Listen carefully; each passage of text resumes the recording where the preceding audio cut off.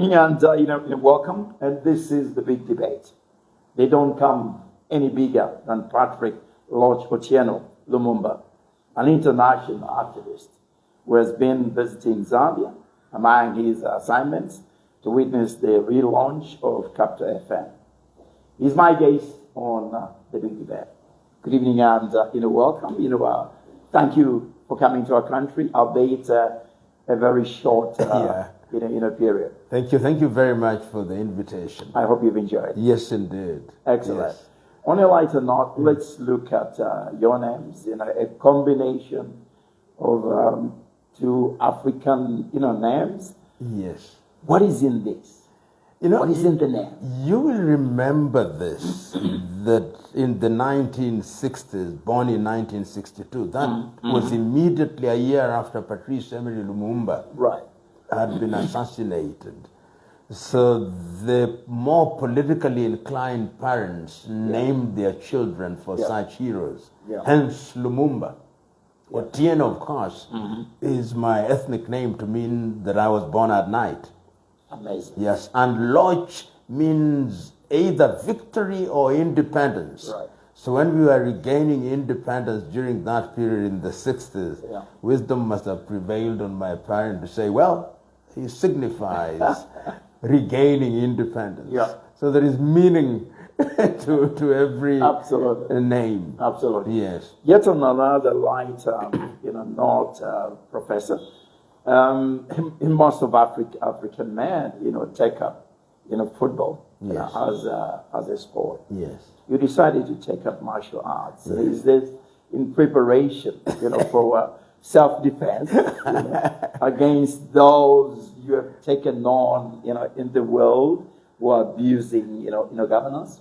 In fact, I took on martial arts in 1975. Wow. I was very young. Yeah. And of course, in those early days, I had no reason to take it up other than that I liked watching Bruce Lee. Yeah. And I said, well, let me take up the art. Subsequently, I became more philosophical and recognized the very essence and history of martial art as a discipline. Yeah. And it gives you calm and peace. And I've practiced martial arts now for 50 years. Yeah. And that has been a very good thing from a philosophical and even a physical standpoint. Right. All right. Among the assignments, like I said, you've been attending the relaunch of, Capital FM. That is the starting, point of our discussion, this evening. The media is referred to as the fourth estate. In a thriving democracy, it can play a pivotal role. In countries without democracy, it can be captured by the government. How does it reconcile itself in such an environment? The media, without doubt, is an important pillar in any society where we strive for good governance, not only for education, but information. And you and me will know that in critical times, particularly in the history of the world and Africa in the recent times, the media has been in the forefront of exposing things that threatened the nation. The media was used to good effect by founding fathers such as Kenneth Kaunda, Julius Nyerere, and Nkrumah, and others for educating the masses.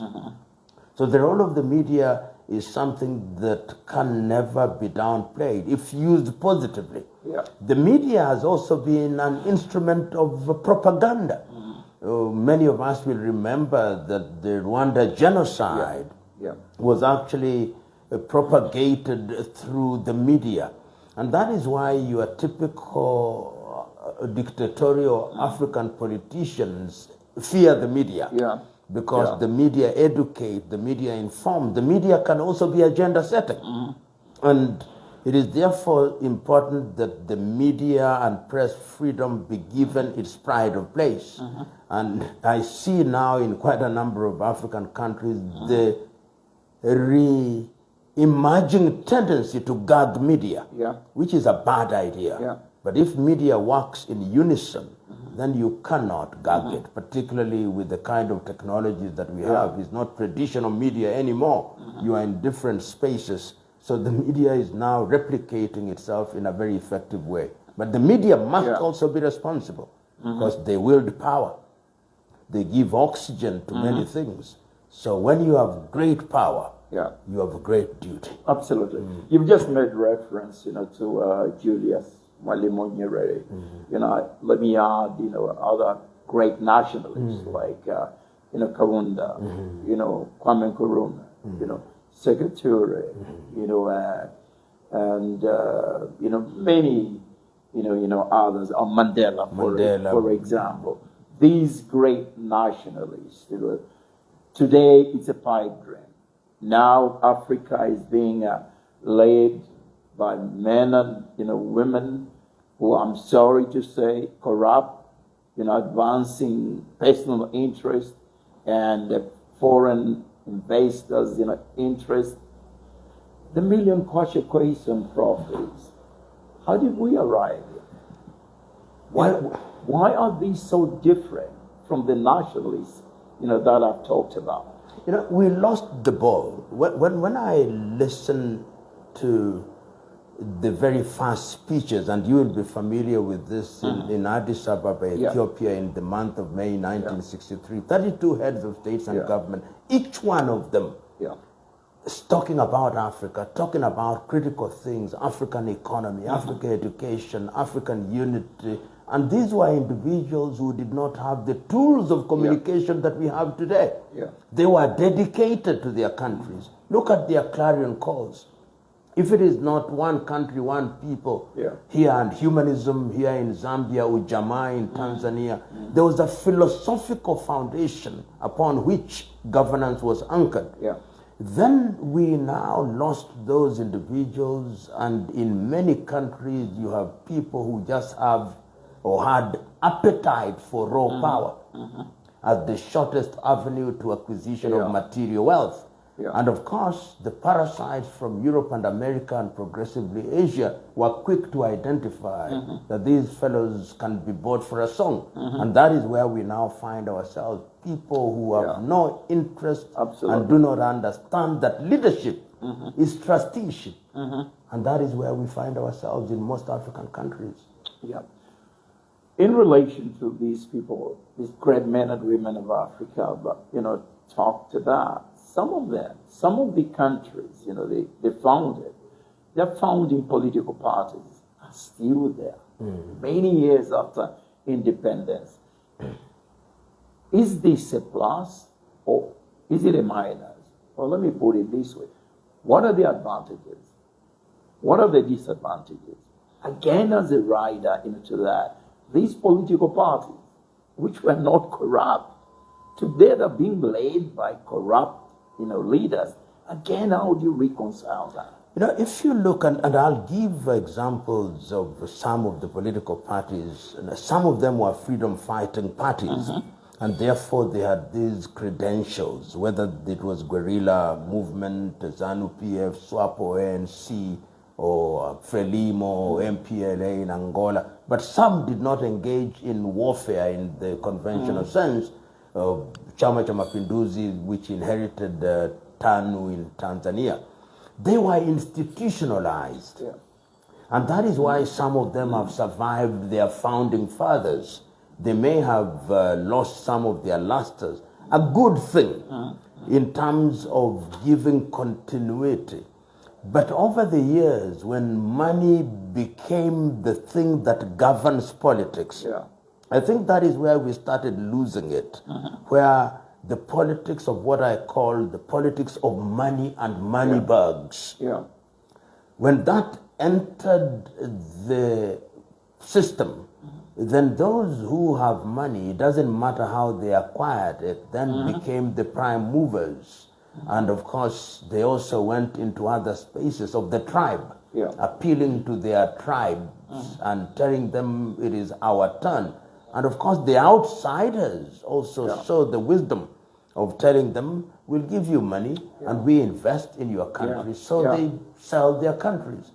And institutionalization of things is critical. Yeah. It is institutions that live beyond men and women. But how do you run those institutions? Do they have an ethos? What is the ethos? What is the culture? And if there is a culture, even errant members will always be brought to order. Yeah. We've seen, one may say anything about ANC, but when its members have been deemed to be errant, they have been recalled. Yeah. And that is a good thing. It's not saying that we'll not make mistakes. Mistakes will be there, but do we deal with mistakes and do we deal with the wrongdoers for the general good? The elephant is, in the room, is the economy, and corruption. Where does it begin in terms of mismanaging, the economy? Two, where does corruption, start from? Is it from the character of the person, or is it at election, time, because of the funding from the local and foreign funders who eventually capture, the leader? It is a combination of all those, but it starts with the character. Yeah.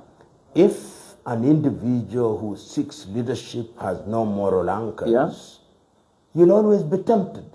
It is your duty to resist temptation.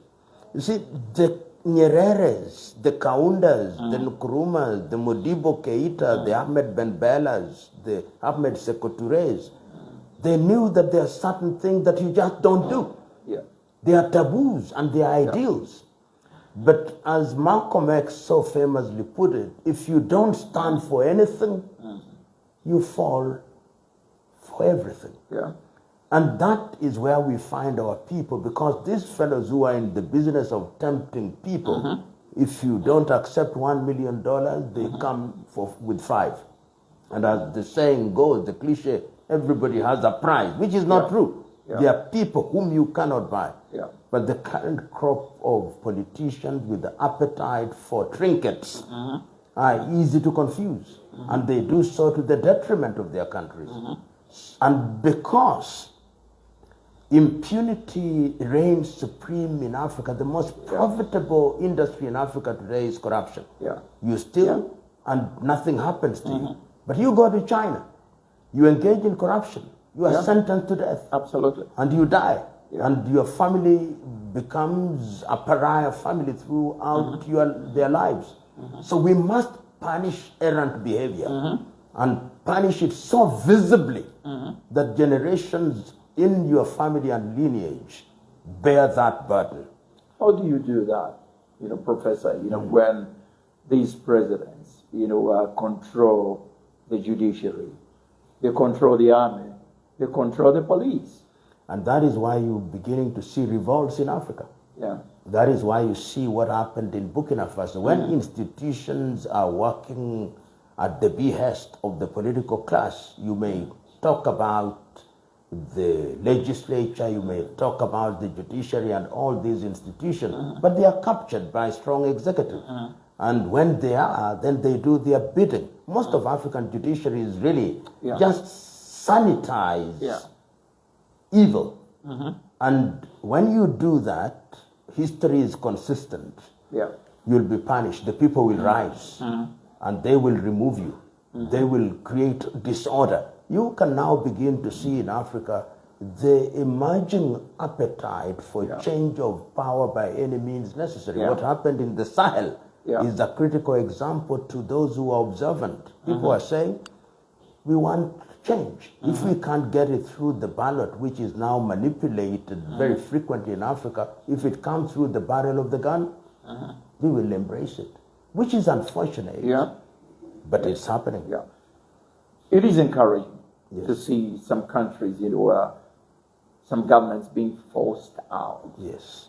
But in some countries, even these corrupt, leaders are re-elected by the masses. Let's look at what happened in Tanzania. Not over 90% mandate. Could you explain that? My view is that there are few good examples in the continent of Africa where we have seen credible change of power. I think Botswana, Namibia, Ghana recently, credible changes of power. Even Zambia, not so long ago, credible change of power. But there are certain environments where the change is poisoned and unacceptable. When you jail members of the opposition or deny them the opportunity to articulate their agenda and you claim massive victory, then that victory is hollow and without basis. And you are sowing the seeds of discord. And leaders in that space must be warned that you have started to walk a journey which will be shortened. And they only have to look at what is happening in other parts of the world and even in Africa. The Arab Spring, the recent riots that you see, demonstration in Kenya in 2024, in Cote d'Ivoire, in Cameroon and in Madagascar, I think the removal of the leader altogether, in Nepal, in Sri Lanka, in Bangladesh. So the message is loud and clear. The question is, are they listening to the message? Are they reading the signs of the time? It is the Bible that has something called mene, mene, tekel, uperse, that you've been weighed and found wanting, and that your days are numbered. And I believe that those who have dictatorial tendencies in Africa, there is a generation of young Africans who are so impatient. They want change, and they want it today.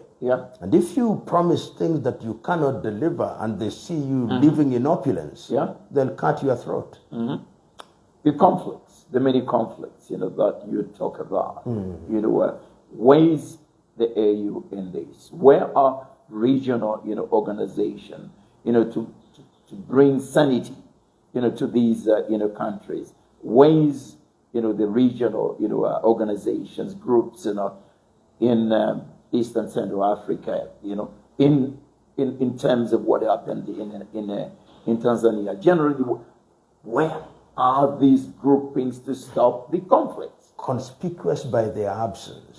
Look at SADC, could do better with South African anchor not doing well. East Africa could do better, but look at the manner in which we operate. Look at West Africa, ECOWAS, the Maghreb, Central Africa, all of them weak and underfunded. So that the things that we ought to be doing are being done by others. It pains me when I see the leaders of Rwanda and the Democratic Republic of Congo being sat down in Qatar, which is a small state, perhaps the size of Kinshasa. It undermines our pride and confidence as Africans. And the same with the African Union, which is 60% funded by European Union and other European NGOs. And as the saying goes, you pay the piper, you call the tune. And I think that the problem in Africa, and you've been a seasoned diplomat and media person, there is something that we have not quite gotten. That dignity is critical. That discipline is critical. That self-esteem is critical. If you don't have these ingredients, you will be insulted, you'll be humiliated, and you'll be abused. And Africa, unfortunately, has men and women who have no pride. The first generation leaders were proud. I remember in 1980 when the Americans were trying to persuade African countries not to attend the Olympics in Russia. They sent Muhammad Ali, who was an accomplished sportsman. Nyerere said, this is an insult to us. You send a boxer to come and talk to me on issues diplomacy, and he refused to meet Muhammad Ali. That was pride. He says, treat me with dignity, and I'll treat you with dignity. Today, African leaders are told, today we want you in Beijing, today we want you in Qatar, and they all of them take private jets, almost all of them, to go to such spaces. Then they are insulted and humiliated. And Malcolm X once put it very well, that until the Africans in the continent are respected, black Africans, wherever they are, will never be respected. Yeah. And that is the space in which we are.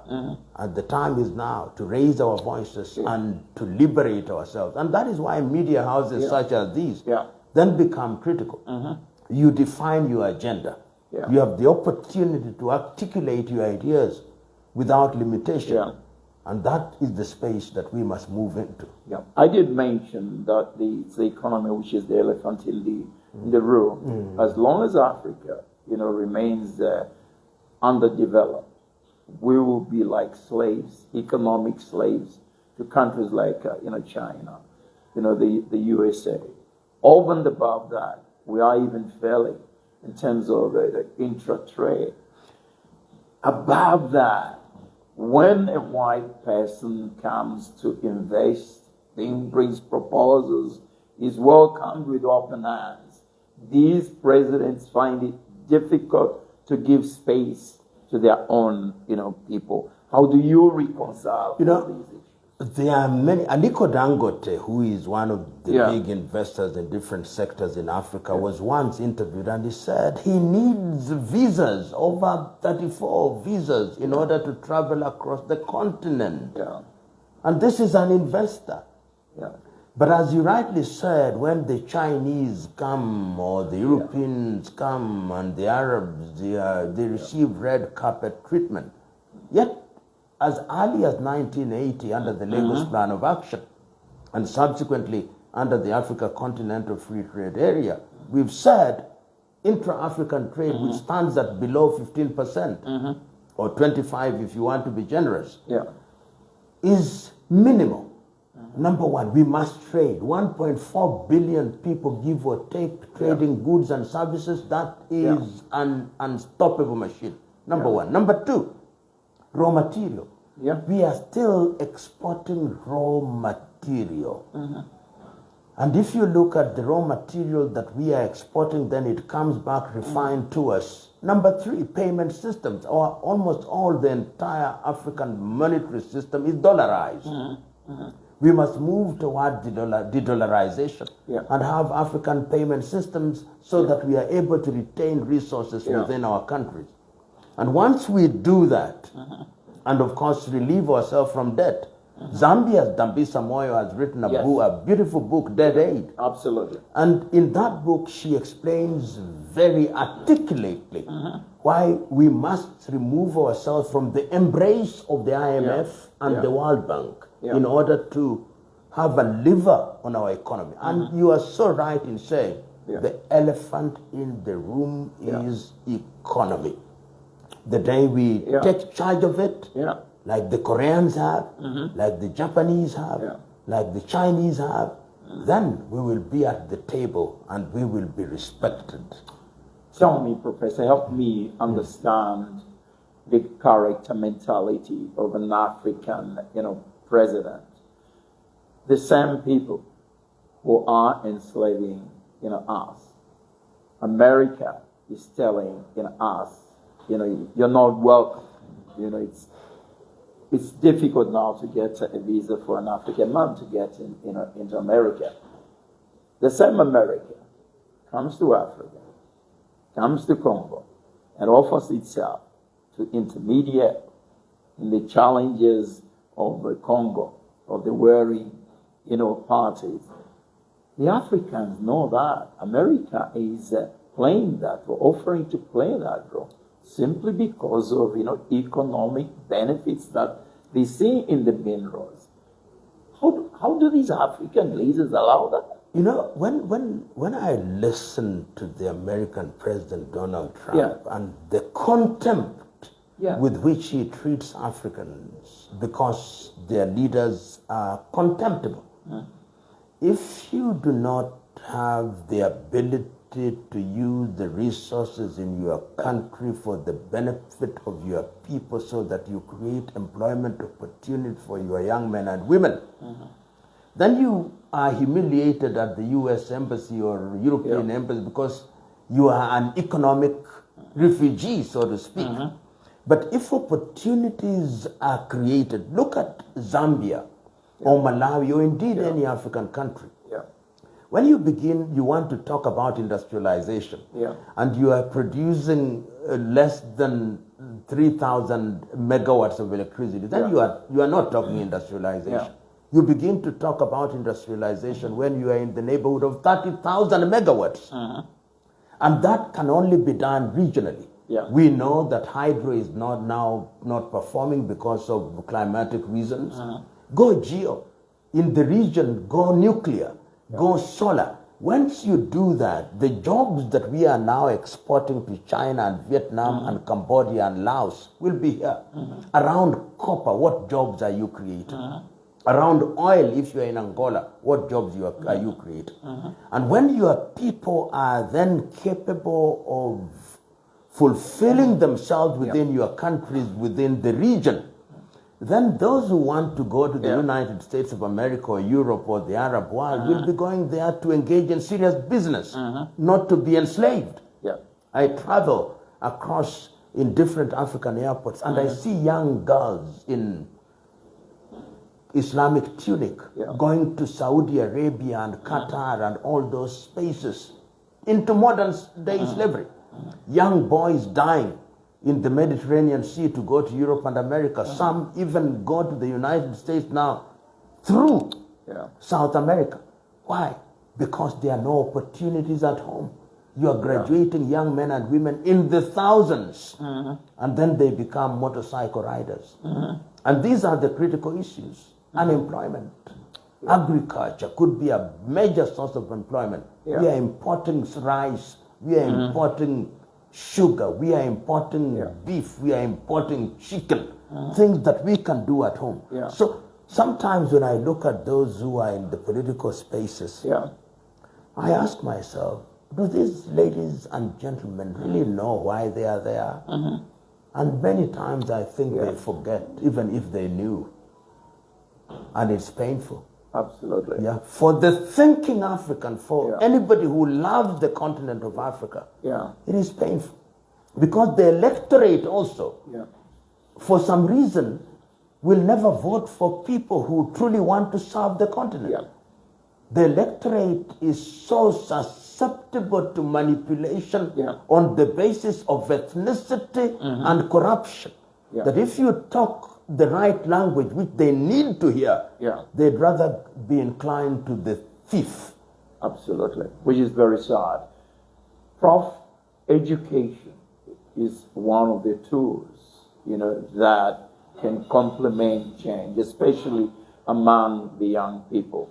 Unfortunately, education in Africa is aligned, to, foreign, education. How can that be addressed so that the homegrown academicians, are in tune with domestic, local, problems? At the same time, we have a lot of young men and women in the diaspora who could contribute to the development of this, continent. How can that be addressed? You have experience in this regard. The education system that we inherited from the colonizer was designed basically to produce a graduate who would serve the colonial state.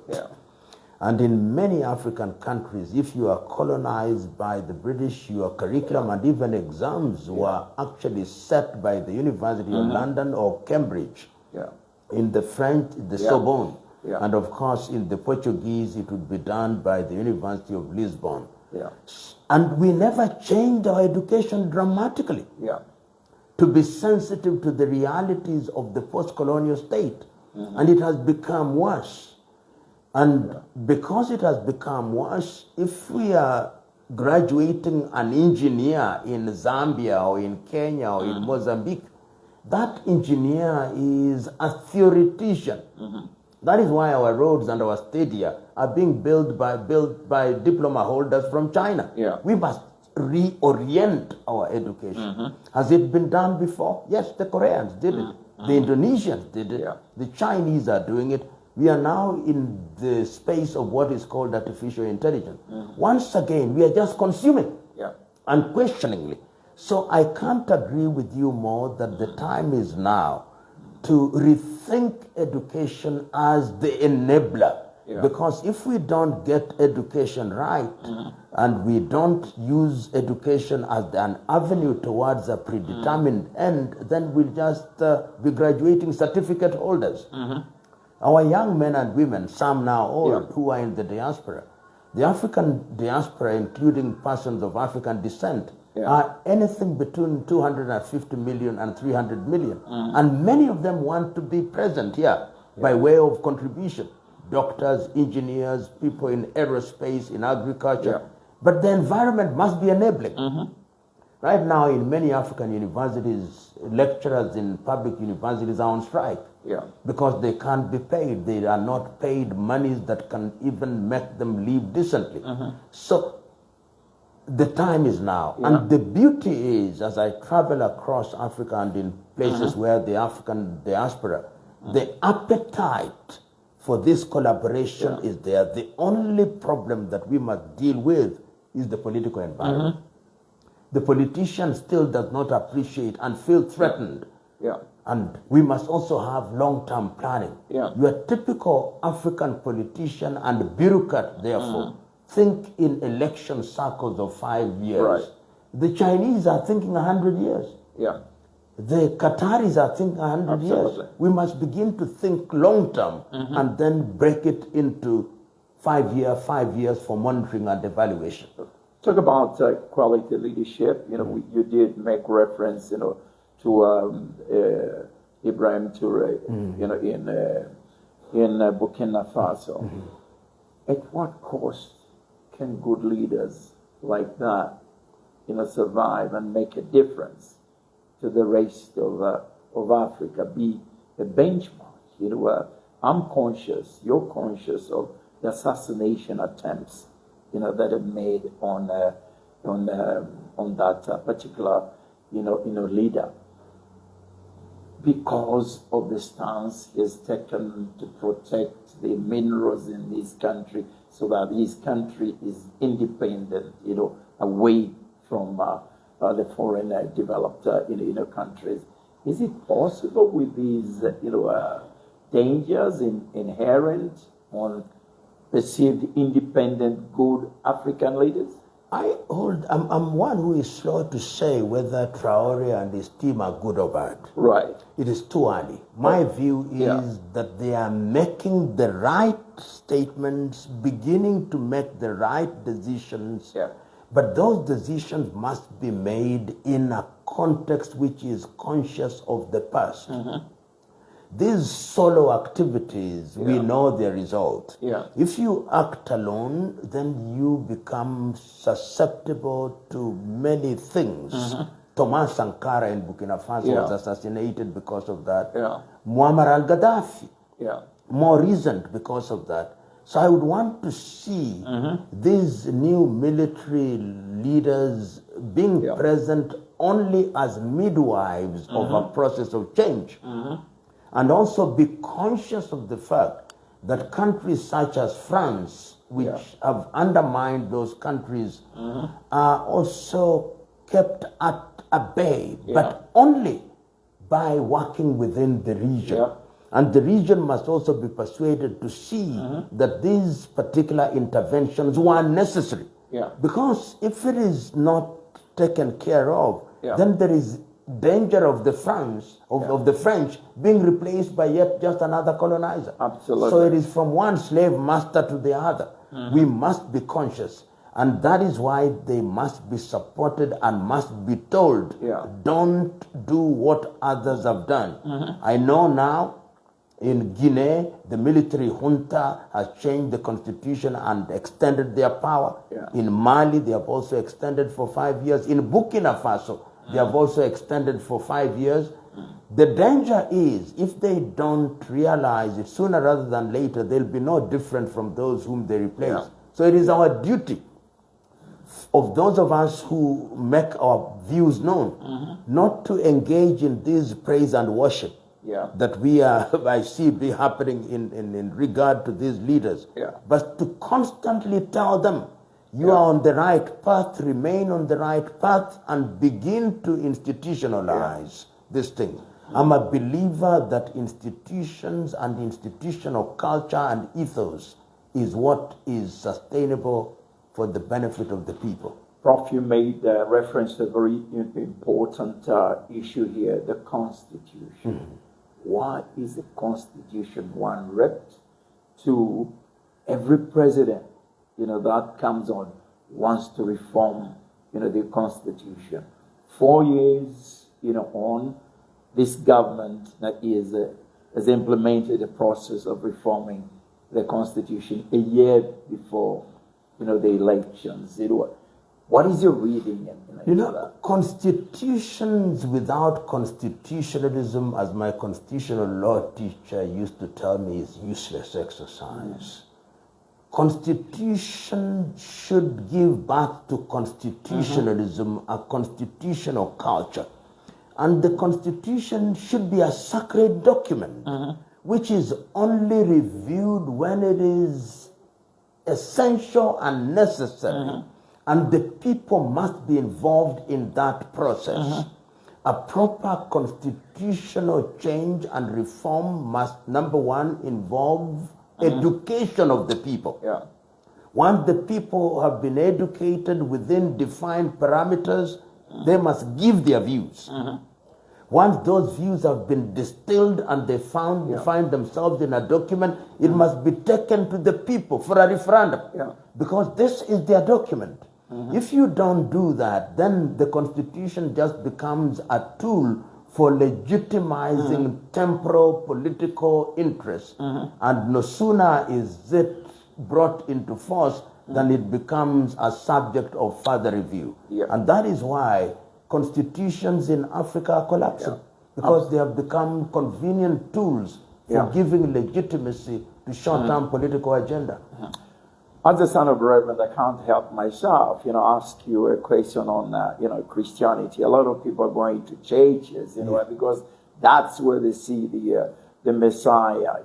You have been a bit pessimistic, maybe it's too strong a word to use, about Christianity. Yes. What are your fears? I listened recently to a speech come sermon of the former vice president of Nigeria, Osinbajo, who himself is a preacher, and he said, to talk about Christianity first, he says, the Christianity that was preached in Europe is the foundation stone upon which Europe moved from to industrial revolution, the Christian ethic.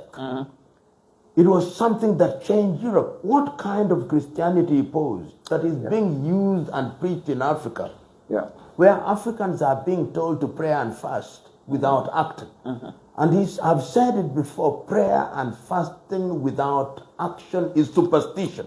That kind of Christianity where materialism and God is converted into a casino, whom when you pay tithe and offering, then you get your cash bonanza, is not the kind of Christianity that I'm talking about. And that can be said even of Islam, brands of Islam. So the time is now that we must interrogate the latter day Christian. And these ones who are making many claims, and now that you made reference to the Bible, in Matthew 24:24, it says that there shall be many Christs. They shall work wonders, and they shall confuse many, even the very elect. And my view is our Christianity must be a Christianity that gives us moral anchors.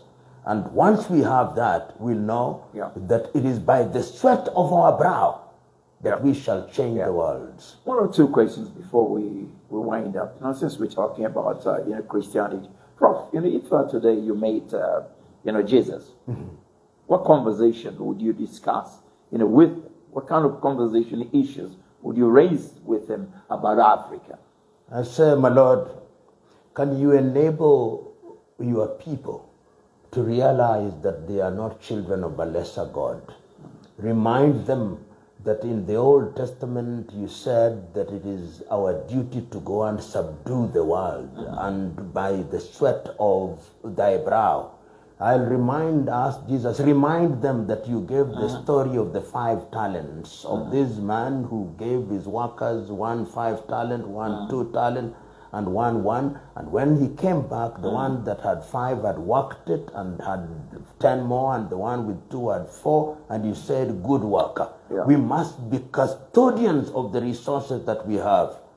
Africans must begin to discover and must be reminded that if you want anything under the bed, you must bend.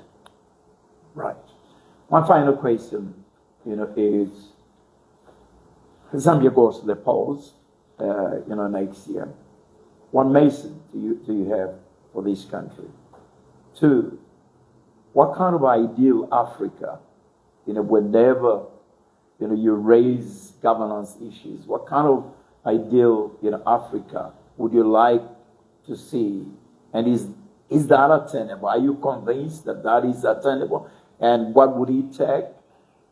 3, whenever you speak passionately, in conviction about the kind of Africa you want to see, do you sometimes sit back and say, it is a futile exercise?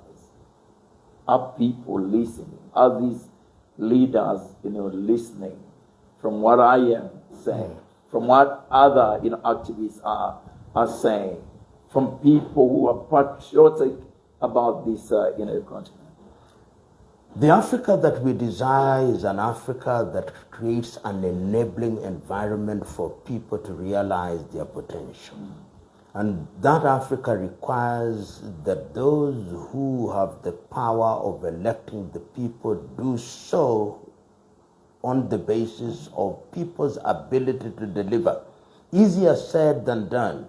But there are people who offer themselves for electoral positions, and if you are discerning, you'll be able to see that this one can deliver and this one cannot deliver.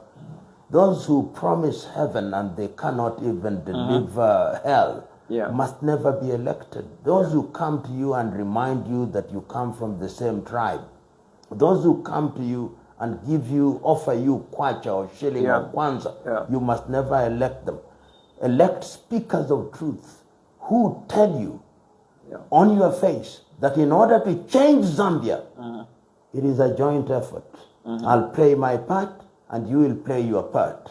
And there is no shortage of such individuals who are prepared to be speakers of truth, who are modest in their promises. If you do that, we'll then create an Africa where you will satisfy yourself, where your children will go to education, go to school, where your sick people will be treated, where when you engage in agriculture, you will be rewarded and be repaid. It is not easy because somehow the political leaders have succeeded in indoctrinating the population so very negatively that when you love Africa, you just feel pain for her and you will never have the opportunity to serve her in the manner that could enable you to bring dramatic change. But we must never give up hope. Very briefly, in a few seconds, what is that breaks your heart, that makes you cry out? Is it when you're discriminated against? Is it corruption? And then the flip side of that, what makes you feel hopeful about this country? When I look at Africa, the thing that makes me most unhappy is those who are engaged in corruption and do so with impunity. And once they have engaged in corruption, they lie without batting an eyelid. And somehow the people believe their lies.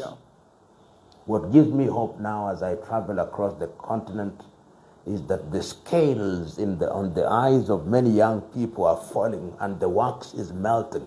And they are beginning to ask difficult and uncomfortable questions. And sooner rather than later, these individuals who think they are infallible demigods will be run out of town. Professor, thank you. Thank you. Thank you for doing what you're doing for Africa. And may the good Lord, continue giving you strength physically and emotionally. Thank you. Thank you. Thank you very much. This has been the big debate. I talked to Patrick Losh Otieno Lumumba, an amazing son of African. We thank him for the thought-provoking issues and the work he's doing for Africa and the rest of the world. What a voice. I'm Frank Mutubila. On behalf of the Professor Lumumba, I thank you. Good night. Thank you.